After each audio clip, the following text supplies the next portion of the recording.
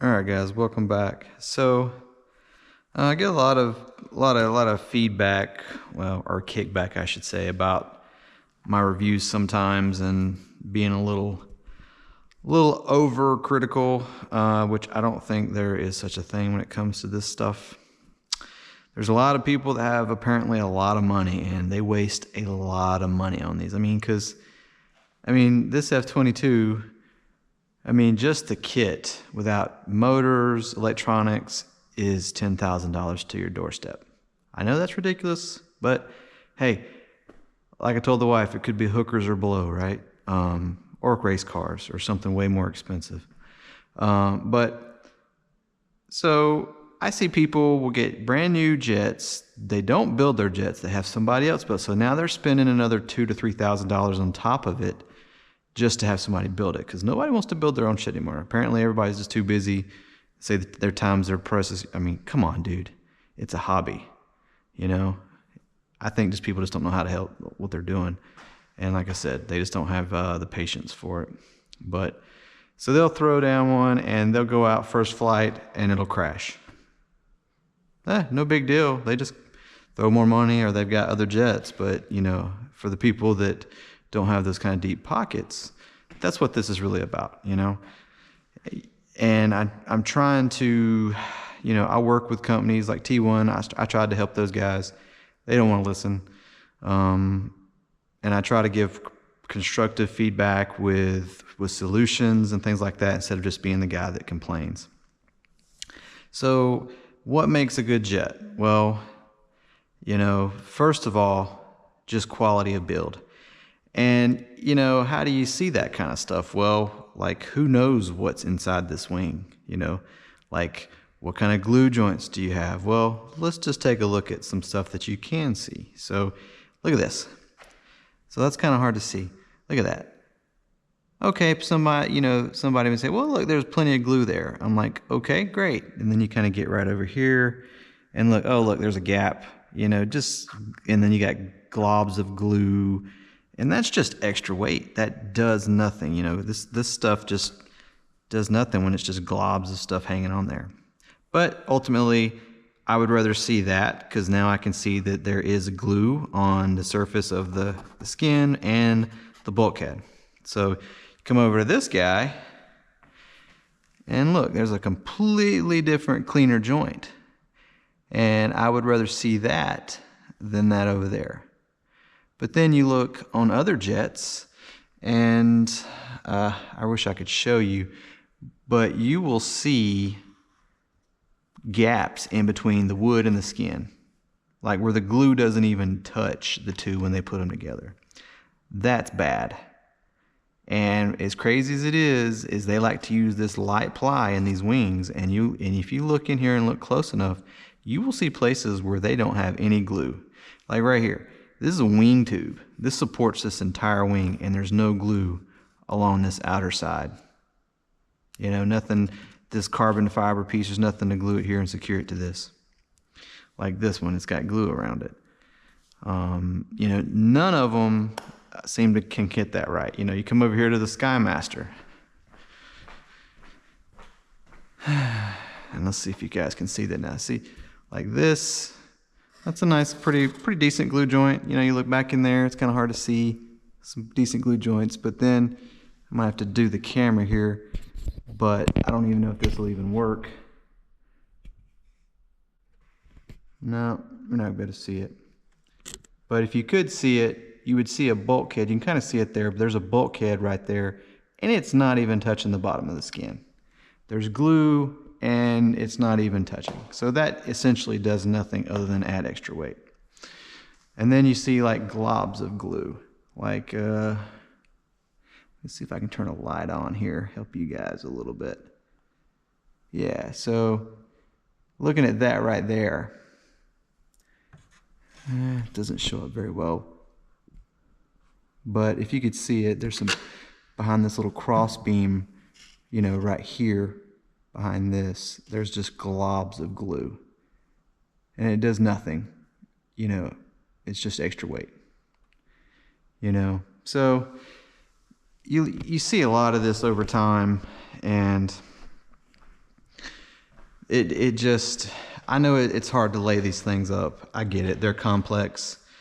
But when your bulkheads and things that you're putting inside structures are just too small and they don't even touch the upper and lower skin, and you put glue on top of them and close these wings up, it does nothing for you, and people wonder why their wings explode. So, but you know, good quality.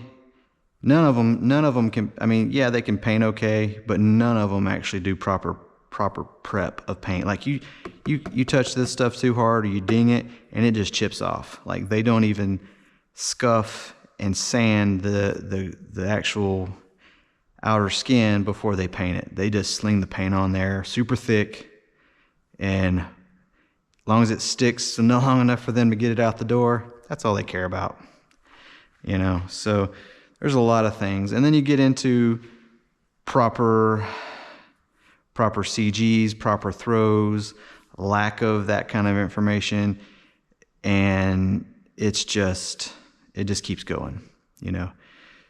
Good companies, if they care, they will take feedback constructively and not just as, hey, they're just complaining. They will, okay, well, that's a valid point, we'll fix it.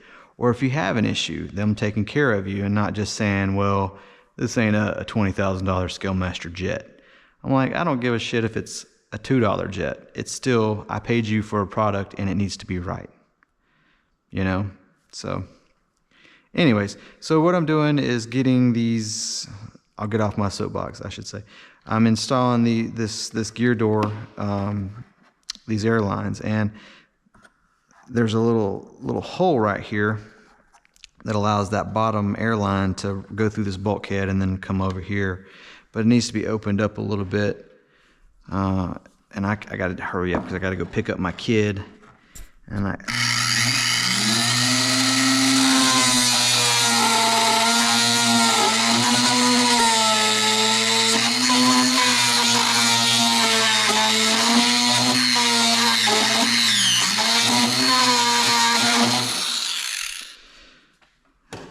pick up my kid from after school activities.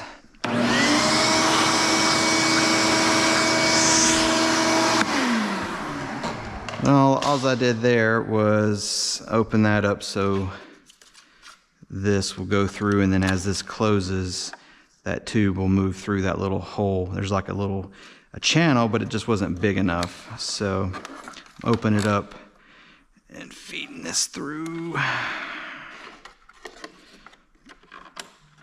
There we go. Give it a little bit of slack, and then tube cutter here. These things, gosh, paid for itself so many times. Super simple. I need to get a new blade, and it just pops in. It has like a little groove to hold the tubing, and then bam, gives you kind of a good 90-degree cut on it as well, as long as you do it properly. And then these are kind of big barbs, thicker barbs than normal, even though it's standard size. So I'll kind of squeeze the tubing a little bit to kind of soften it up where it'll slide up over this, fitting easier. I've destroyed my fingertips over the years working on these things, trying to hold and do stuff, and right now, like I said before, these fingertips are numb from this pinched nerve in my neck, and I've actually didn't realize how hard you squeeze when you can't feel stuff, and I was bleeding and stuff just from doing things, so I gotta watch that. So get this pushed in, and there we go. So that way now you can kind of see, that way it doesn't pinch. Oops, wrong one. Boy, that does not like to go through. Let's do this. There we go. So you can kind of see it there now. Yeah, that's better. Doesn't pull it too tight, but it gives it room to move and not get pinched. So that is that. And then I will connect this, and what I did to know which one is which, because